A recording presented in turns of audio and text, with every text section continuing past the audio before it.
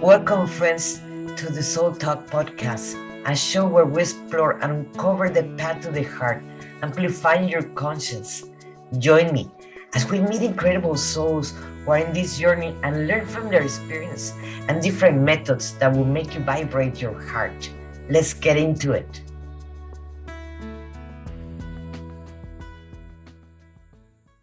Hello, everyone. Thank you for being here in Soul Talk. This is Monica Ramirez, the Warrior of Love. And today we have a very interesting conversation with someone that might change your life. And that's something that we're all looking for that. Her name is Kim Curtis. And let me tell you a little bit of who she is, and we're going to ask her more about her. Kim Curtis, she is committed to creating a new paradigm around money, prosperity, and abundance. Don't we all want that? Her mission it is to reveal life's best kept secrets for mastering money.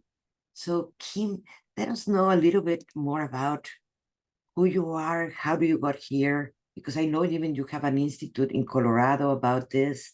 So please let us know a little bit more about you.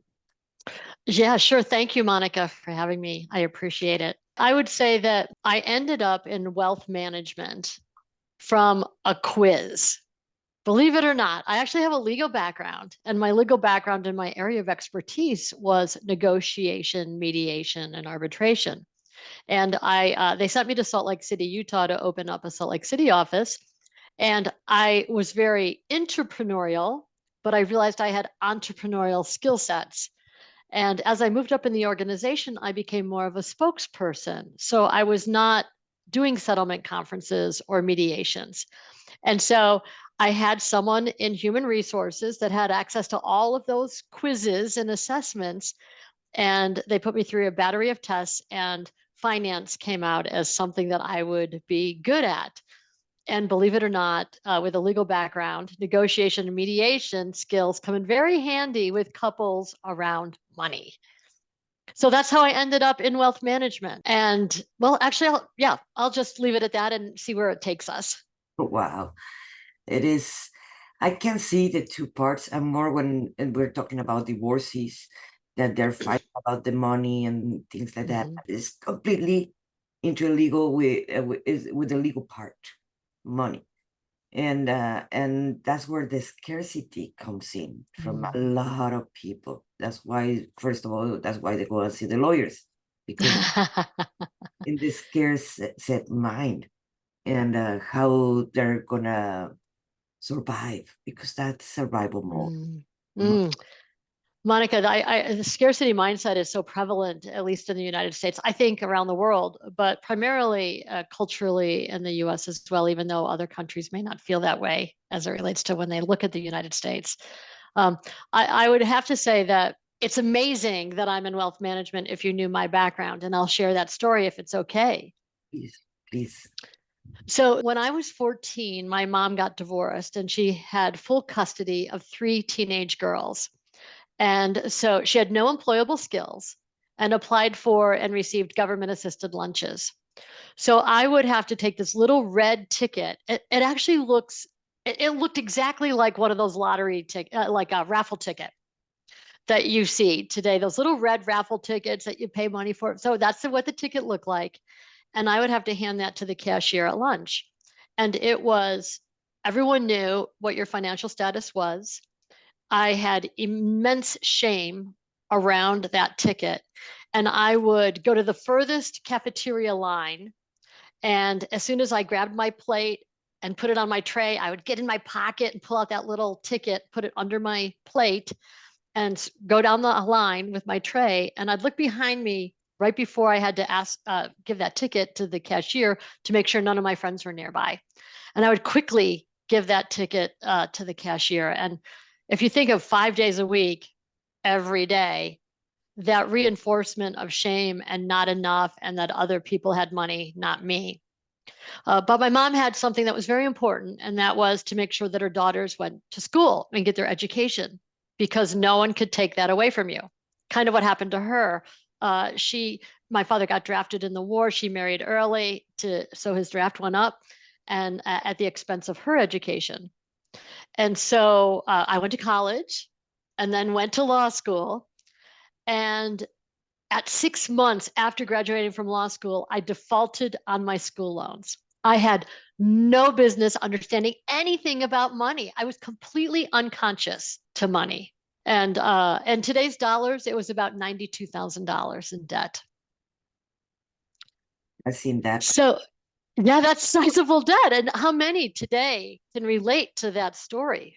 And not only that, right now in how is this time in 2023, many people go to college thinking that when they graduate, they're going to be able to pay the student loans and get a job or whatever they study. And that is not happening anymore. You just get a huge student loan that you have to pay. And I have many, many friends with exactly there. And now they're doing something even different that doesn't have to do anything for what they're paying for.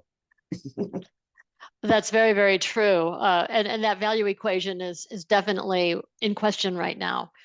But something happened that actually was a lifesaver for me. And I had an anonymous donor pay $1,000 on my school loan debt. Nothing about to me, $1,000 back then it was like $1 million. It was like, psh, wow, who would do this? And the point is, I like to say that how you do money is how you do life. So, Monica, if your head is in the sand on money, it's in the sand on other areas of your life. And so my head was in the sand. The fact that I even opened up the bank statement to see that someone paid $1,000 in itself was remarkable. And it was so incredible. It was like almost an instant. It was almost like a snap that at that from that point forward, something changed in me. And because the gift was anonymous, I couldn't ask like, what do you want from me? Or why me? What do you see in me? I had to ask those questions to myself. And so like, who am I? Who do I want to be? Am I worthy? And when I decided, who do I want to be, that's where the snap happened. And it was a journey, of course, from that point forward. But I think it was at that point that I actually was conscious, took my head out of the sand, and recognized that I was responsible for the outcomes in my life. And so if I'm responsible for the outcomes, what choices do I have to make differently? And so that's kind of what happened is I recognized that, wow, I can't blame the school. I can't blame my mom. I can't blame my dad. I can't blame the economy. I have to take ownership. And I think it was a journey after that, as I said earlier, but it was from that point forward that I actually felt responsible for the outcomes in my life. And therefore my choices were different. And when we talked about this conversation started with scarcity. Yes. And I think that was the flip. The flip was I never went back to that place again in terms of woe is me about that story. Obviously, I had others to unpack from that point on, but that story was gone. It never came back to me. It was truly who do I want to become?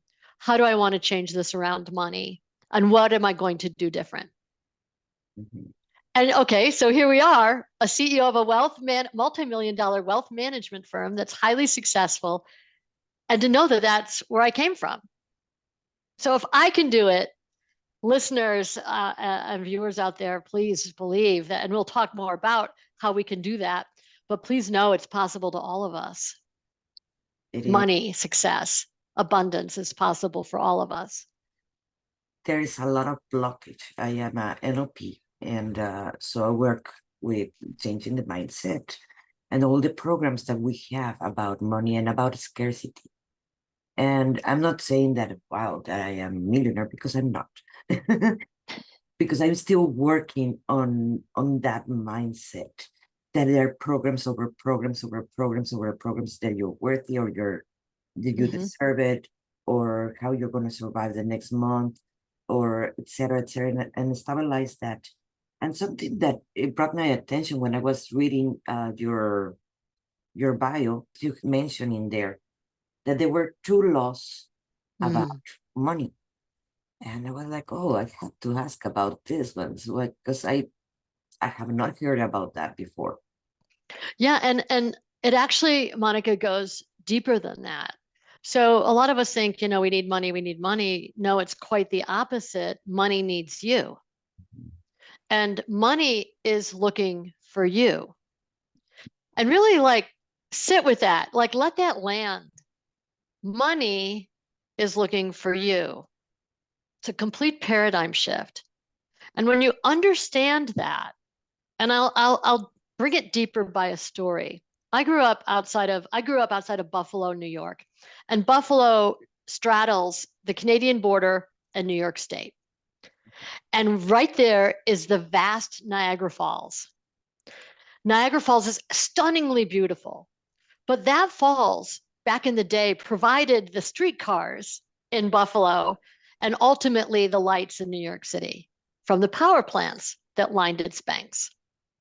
The falls had no power until the power plants were there to give it its power. Money is similar. It has no power.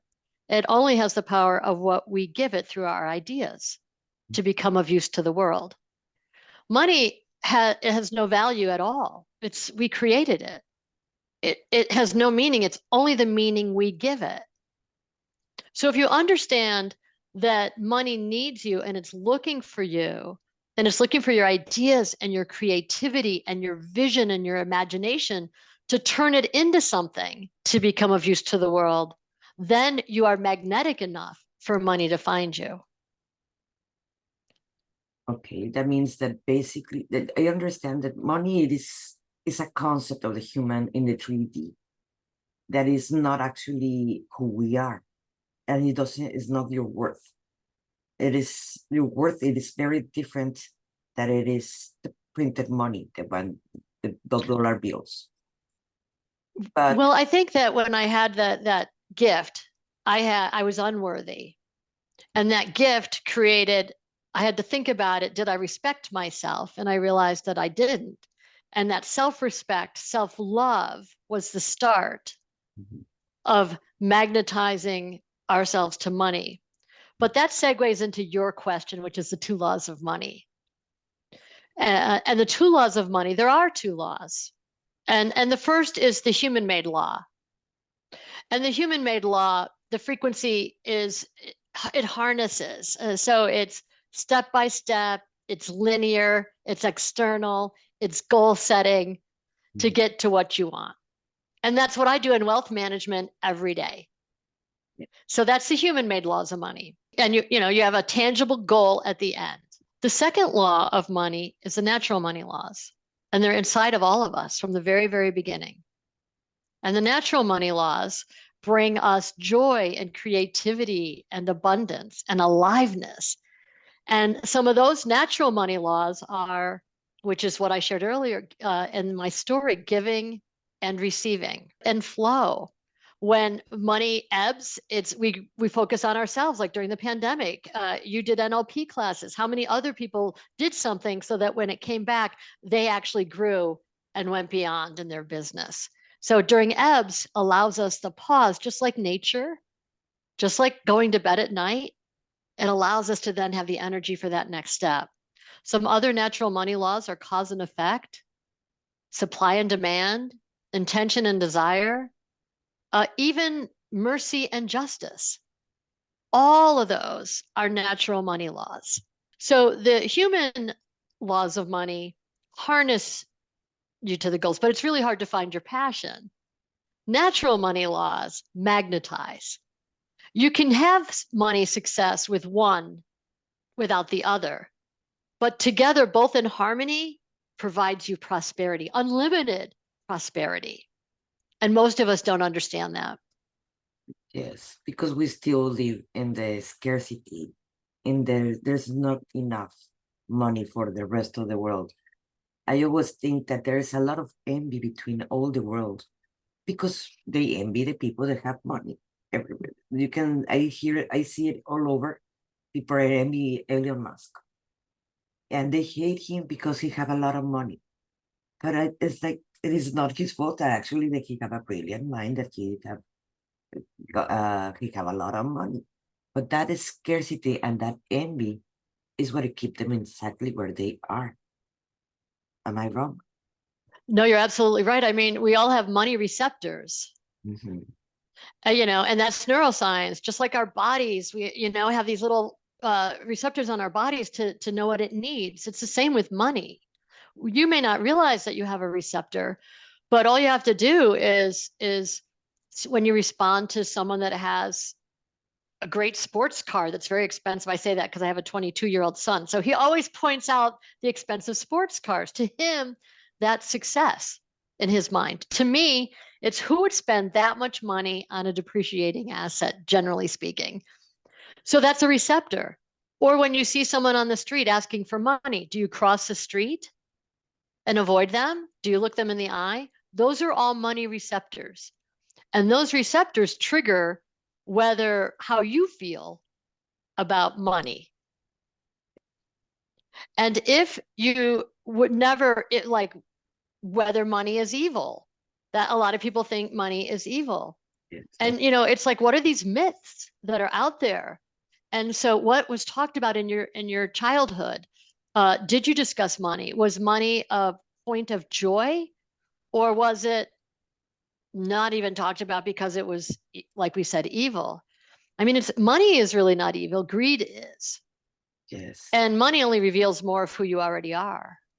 And something that I noticed, my father was born in San Antonio, Texas, in the time of the Depression, of the Big Depression, in the 30s.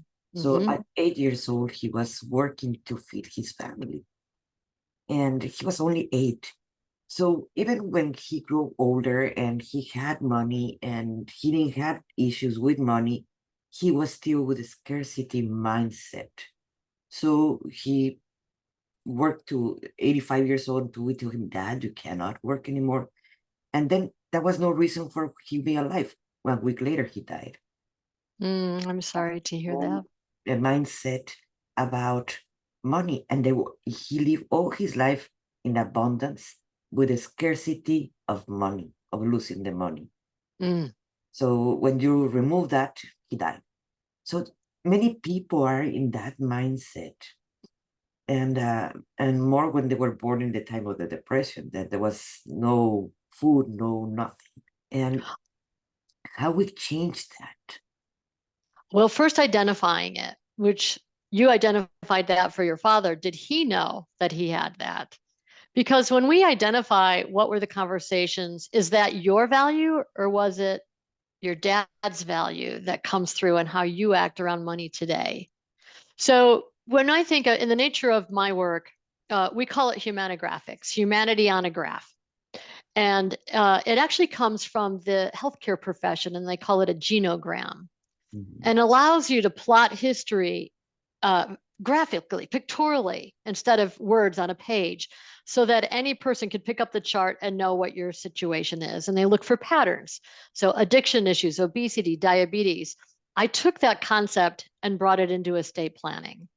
And the concept is if you chart your family tree, as go up as far back as you can to your great grandparents, great great grandparents, if you're lucky enough to know, um, and then down below your children, grandchildren, etc. And so do it as like a family tree. And then once it's plotted, start to ask questions about each generation. Like your parents, did they go to college? What was their occupations? What did they do? When did your grandparents or great grandparents immigrate? What was their education level? What was your birth order? Who survived? Who was the black sheep? What were the money conversations?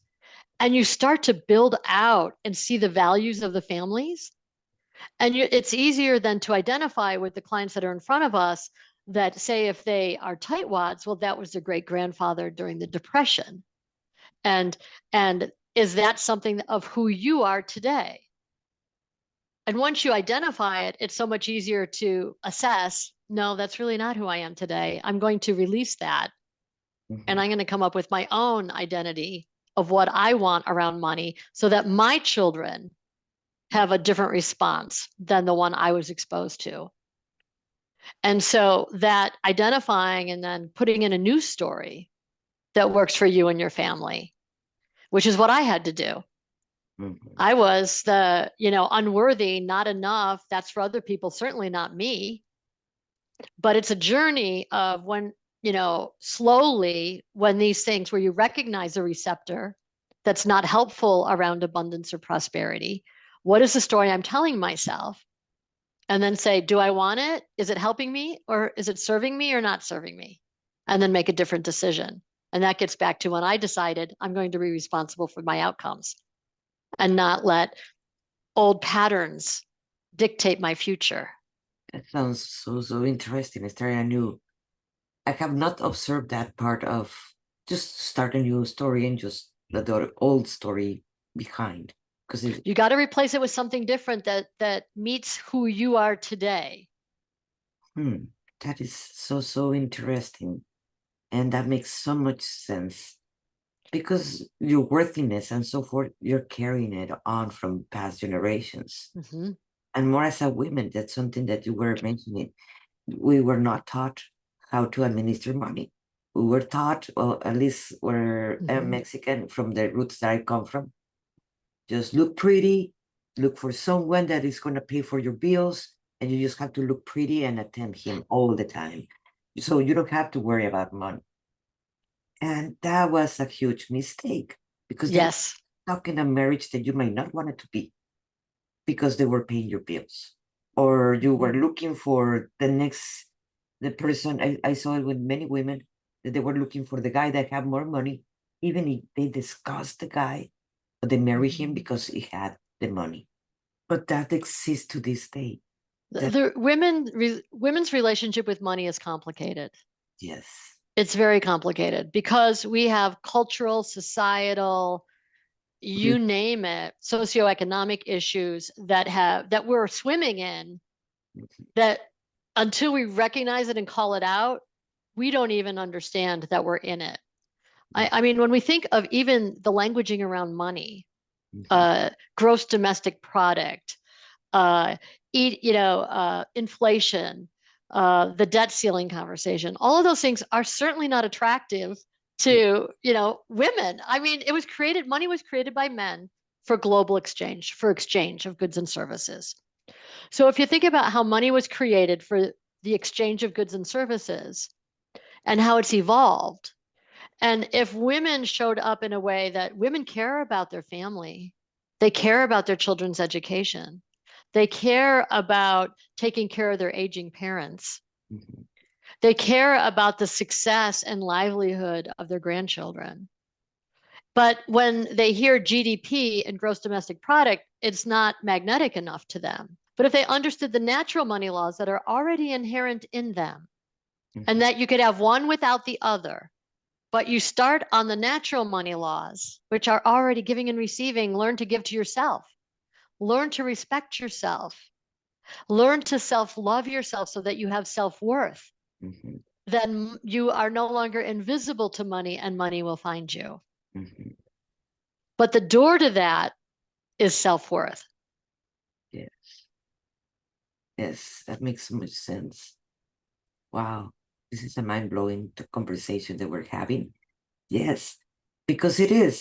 You tell me about GDP, that it was like, okay, this is, even if my grandmother she was great creating it and bringing it, it didn't run to the next generation, to my mother and so forth, because it was still with the mindset that man is the one that's in one in charge of bringing money. Mm-hmm. Even if Mm-hmm. I divorce and I'm the one, the bread, bring their money on the house. I'm the one that have to create it. There's always a scarcity. Like, okay, Mm-hmm. this month, how we're gonna do the next month, Mm-hmm. and how we're gonna do the other month. And there's always that scarcity, but it comes out to there how much I worth it because it Mm-hmm. comes with I am a divorcee. How much I worth it, Mm-hmm. as a woman. Women could not even vote that we live in the United States in the 1930s. We could not have a credit card, That's right. properties. That's right. It comes from there. It Yeah, comes. or purchase a vehicle without her husband's consent. So we're relatively new to the money game, but the fact that if we understood that money is looking for you, not the opposite. So if you continue to say, I need money, that is exactly what will happen. You will continue to need money. Yeah. But if you flip it around and say, if money were looking for me, what ideas do I have for it? Hmm. Yeah. Ideas are abundant, and many of them are terrible. but they're unlimited. So you come up with more ideas, and eventually one will land, and you take a step forward. You need action. You take a step forward, and when it's ideas, hopefully you'll be more creative and more imaginative to find something that makes a difference for you and your family and you personally, and that you're passionate about, that gives you joy. I think culturally, we tend to follow money, at least when I think of like recent graduates, their first, get a job so they have money, and they end up in a job that they don't like or that they're not passionate about. I think that if you end up in alignment with who you are and who your values are on how you make money, that is kind of the golden doorway for money to find you. Mm. Is do what, and you're doing it now, with this podcast, is you're completely in alignment with who you are around money, and you're magnetic to it. So I think that's kind of we didn't really talk about that, but I ended up in the brokerage industry when I went into finance. And one day I decided to read the back disclosure pages of a client statement. And at the time it was it was 4 pages, but it was 2 to a page. So it was 8 pages of tiny, tiny, tiny print. And as I read it, a tear came down my eyes, down my cheek. And because it was conflicts of interest, it was all these fees. And I realized, oh, I'm not a fiduciary to the client. I'm just in sales.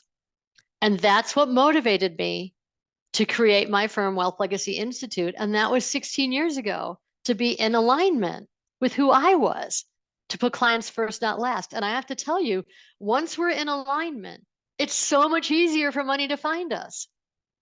So basically, the steps will be make a goal. What would you do if you have money? To make it simple to our viewers, right? Vision. Yeah, vision. But you need ideas around the vision. The vision is not enough. Hmm. You need ideas, because ideas are what is how money finds you. Okay. And then what will be the second step? The first step is vision. The second is ideas. And the third would be action. Okay.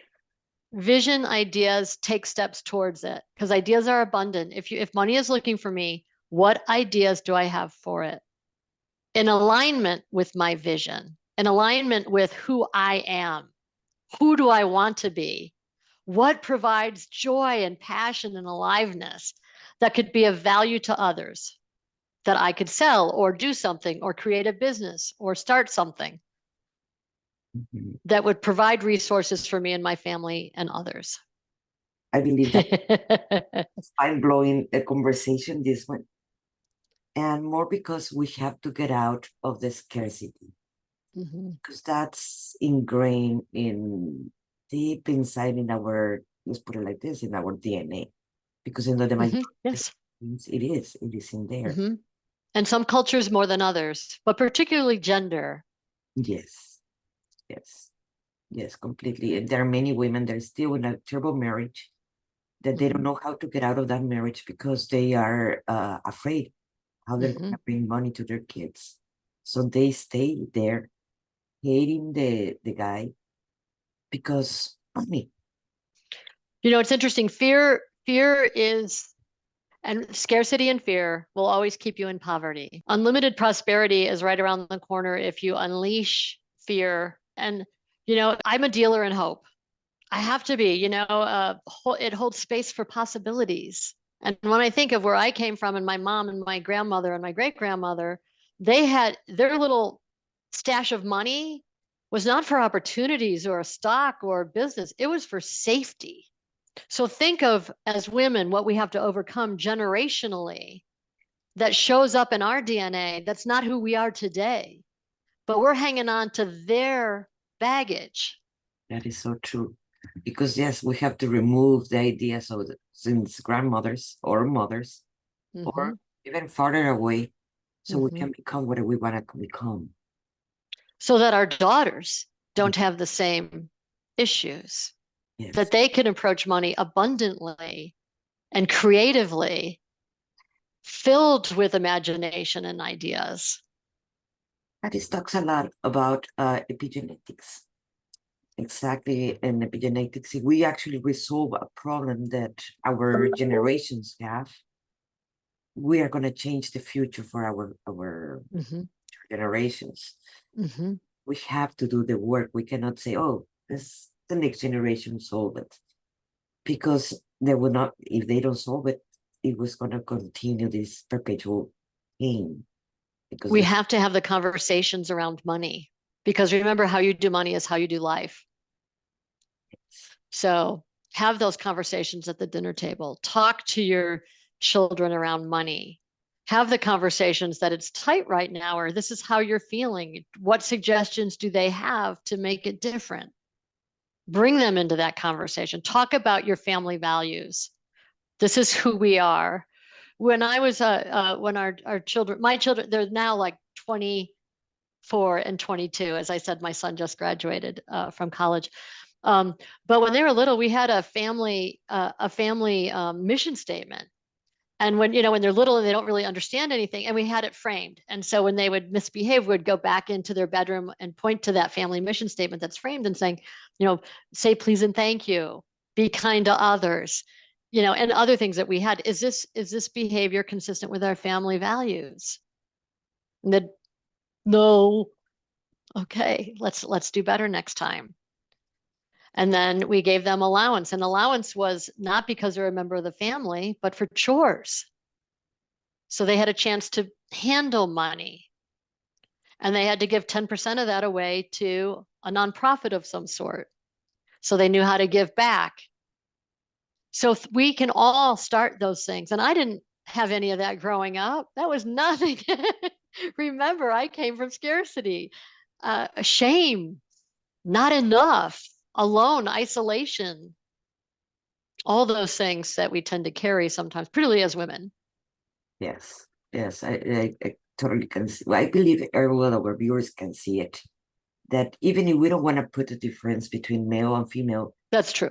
it is there. And then we have to observe it, because how we're going to fix a problem, the only way to fix a problem is we have to observe that we have a problem. Right. And if we wanted to change actually the way women manage money or understand money, and it is actually observing and be affronting that fear about money. And we just have to start observing that. And I'm observing that you have an institute in Wealth Legacy Institute in Denver, Colorado. Can you tell us a little more about that? Yeah, that's wealth management. Yeah. So Wealth Legacy Institute is my firm that I created 16 years ago that works with individuals and families around money and financial planning, um, so that they could step off and retire and spend their next 30 years filled with abundance and joy. So that second book, I wrote Money Secrets, Keys to Smart Investing, that was a bestseller. And then I wrote Retirement Secrets, Keys to Retiring Happy, Healthy, and Free. And that book is actually a lifestyle book. It has money topics in there, but not a lot. It's really, how do you work the hamster wheel, and you finally step off. How do you live that next 20, 30 years of your life? Because it may be your last chance to finally do what you love. How do you do it? Our younger children, our youth today, our Gen Zs, they saw us and they don't want to repeat what we did. They want to do what they love. They want to make a difference for the planet and to be kinder to each other. So they're more likely to be in alignment with their passions versus what we saw in front of us. The grind, the money, get it. At least the baby boomers, and then the generation behind. So it's interesting to see how younger generations observed and course correct and not make the same mistakes that generations before them did. That is true. I can see it in my kids. I have from 33 to 16-year-olds, and they're very different. They Mm-hmm. they observe and the goals and how they observe life. It is completely different in all those generations. And it is funny. I'm 53 to observe all of them, because we're all different in the way how we observe money Mm-hmm. and life. Actually, it is very Money receptors. Our receptors are all different, meeting the needs of what our own individual body needs, persona, who we are. yes. We're all uniquely here on this planet for our own unique purpose. And if we go to college, it is also something that it is happening. It is great that our kids can go to college and get a degree and plan it out. But now, what is going to happen actually? Because they're going to graduate, they're going to have a great degree, and they Right. might not find a job. They only have, like we mentioned at the beginning, a big debt. And They'll be creative because they'll know money is looking for them.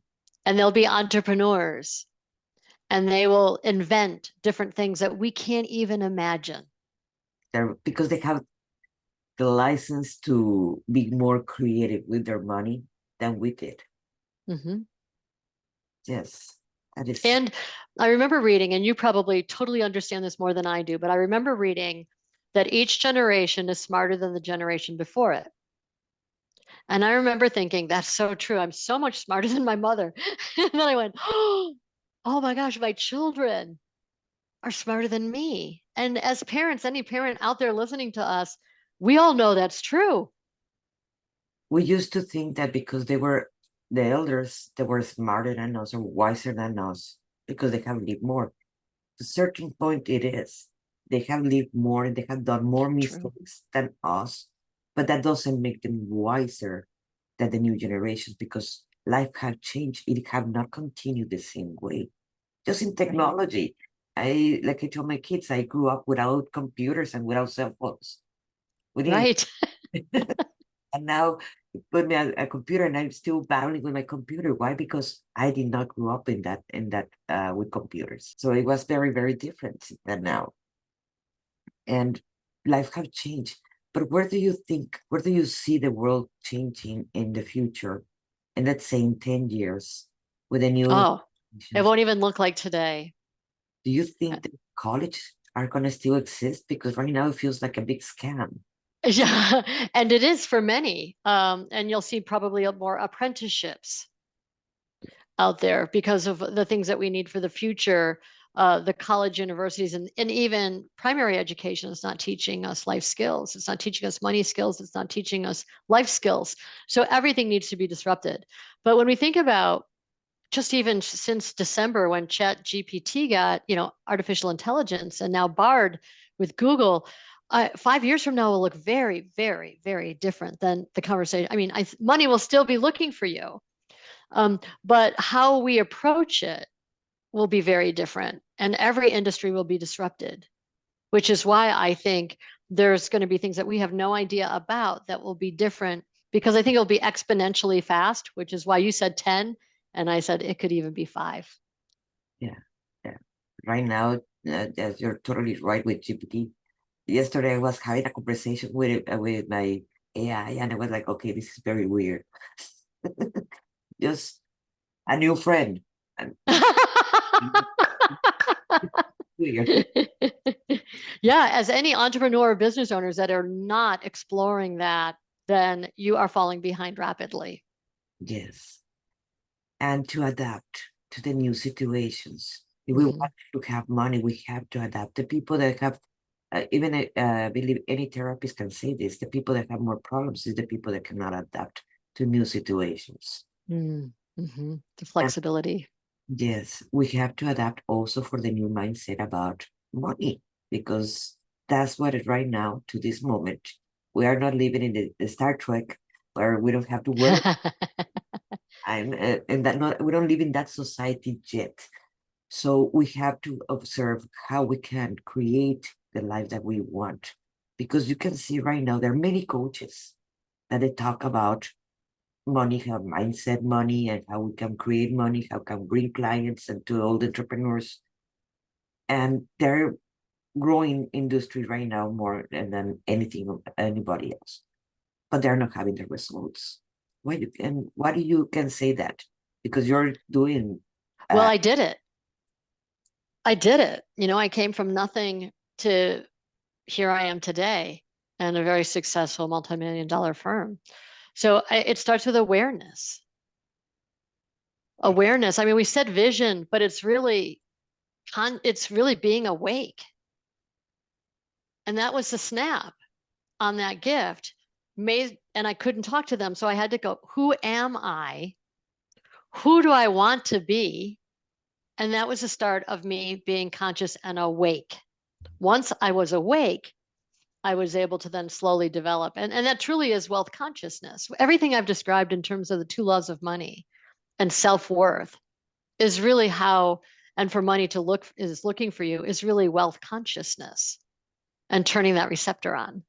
So why are they not getting the results? Is they're not going to the depth, which what it takes. And the depth is self-respect and self-love. How do you get your client to that point to love themselves, to give themselves the time they need of who they are instead of their children, and not be interrupted, so that they have quiet time or the ability to take a bath or be in a shower alone when you have small kids? It's carving out that time, respecting yourself enough to carve out that time to know, who are you? Why are you here? Not that your mom or spouse or wife, you're here because of you. Who are you and who do you want to be? That is so true. Like something that I was telling to a friend yesterday. We get so busy and working and working and working, and we invent even more work, so more things to do, because we don't want to put attention in ourselves. So that's the main problem. So we, That's the start. yes. So understand That's the that start. when we have to sit down, it's like, how do I feel? Mm-hmm. What do I feel? And as Go those, for a walk in nature.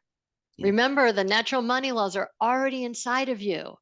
yes. Connect to them, and you will learn through self awareness how to have self love, self respect, self worth. That makes you magnetic enough for money to find you, because all of a sudden you see yourself. Right now, many women are and men are invisible to who they are. Until you know who you are, money can't find you. Yeah. Because they think they know who they are because people have told them. Right? It's through someone else's viewpoint. Right? That's exactly right. I'm worthy because I'm doing what my role Yes, at the expense of myself.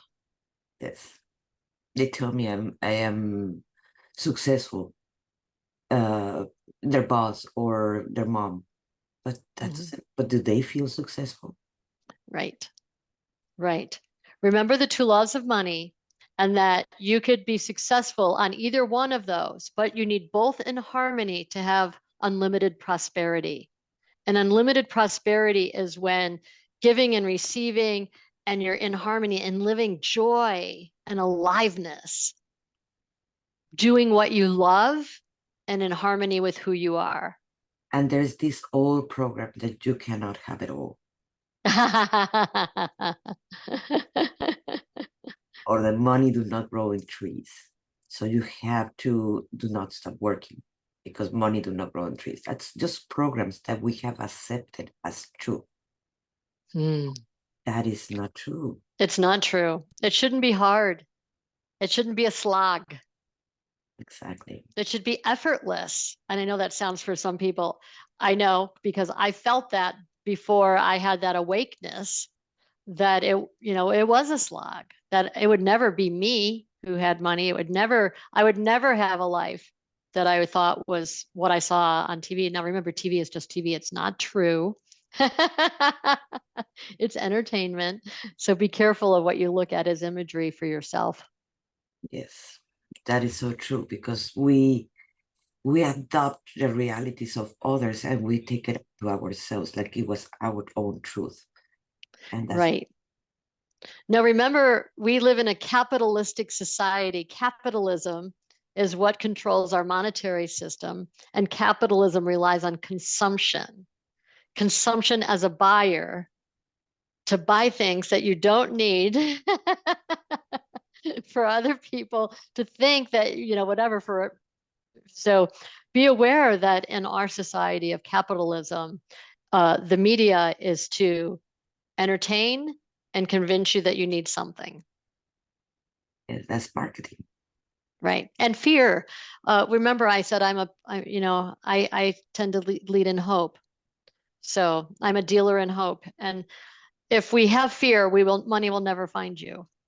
How can we get rid of the fear? Step out of yourself, move forward, take risk. Remember, ideas are abundant. Fear. What are you afraid? What's the worst that could happen? And start going through that.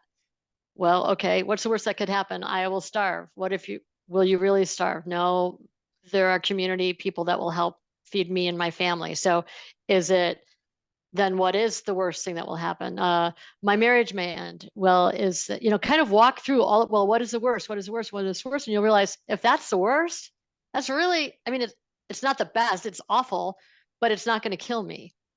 Yeah. And I know that sounds trite. I don't mean it to be, but success comes from when you lean into fear. And what I mean by leaning into fear is look at fear as a learning.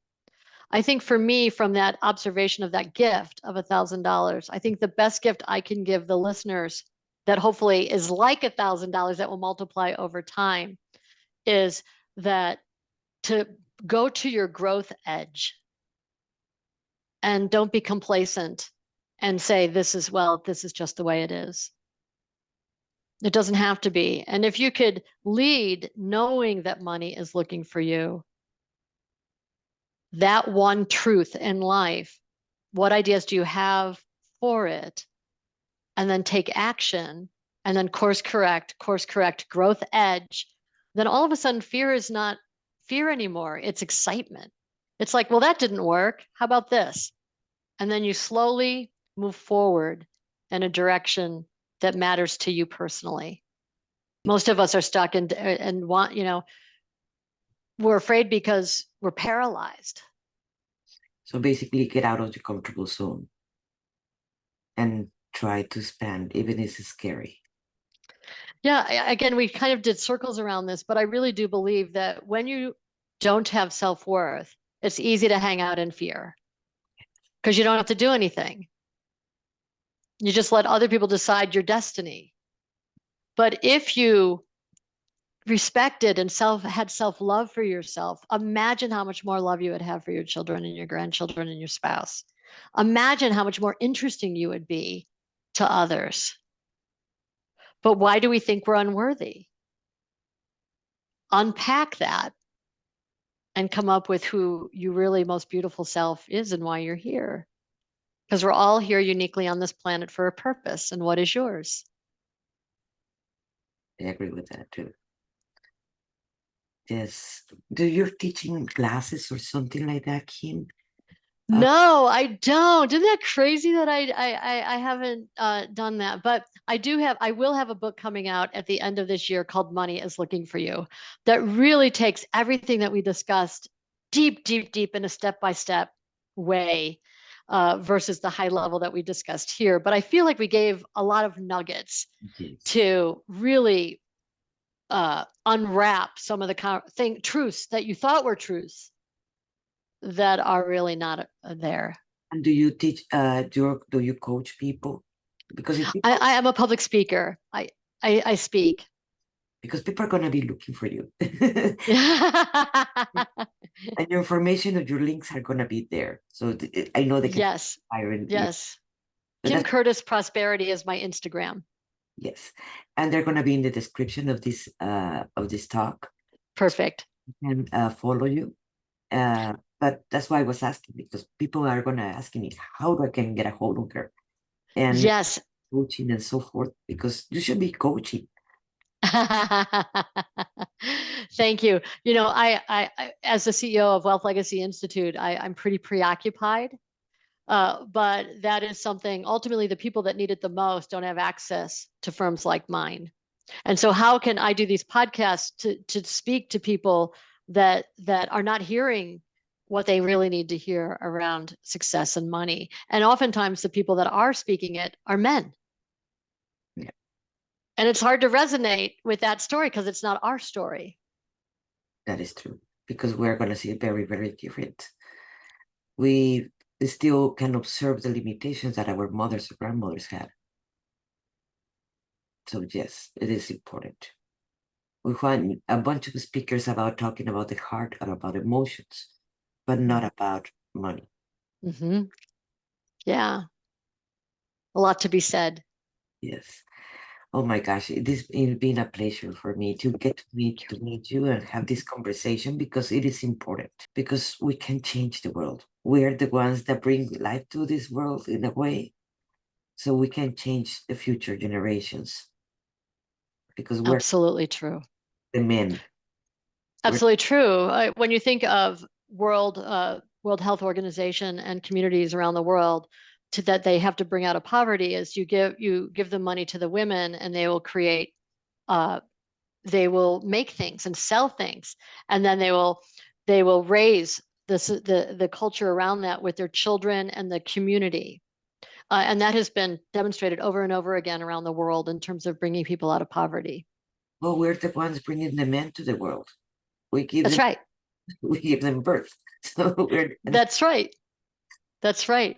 So it'll be, once we take ownership of who we are, the cascading effect of abundance is huge because all boats rise with the rising tide when women take ownership for their destiny around money.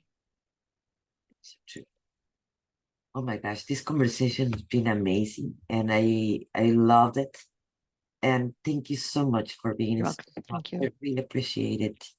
And I bet our listeners are going to appreciate it. And if you wanted to find more information about Kim, it is going to be in the description of this video so that you can share it and share it with many more people because we can change together the world and we need to. Thank you. Thank you, Kim. Thank you so much. And thank you for all my viewers. Thank you. This is Monica Ramirez, Warrior of Love. And thank you for being in Soul Talk. Thank you for joining me today. I would love to share with you my transformational system, Path to the Heart, that I created just for you. Head over to MonicaRamirezWarrioroflove.com and you will find free resources. In there, you can download a masterclass in how to stop being people pleaser and meditations to get you started.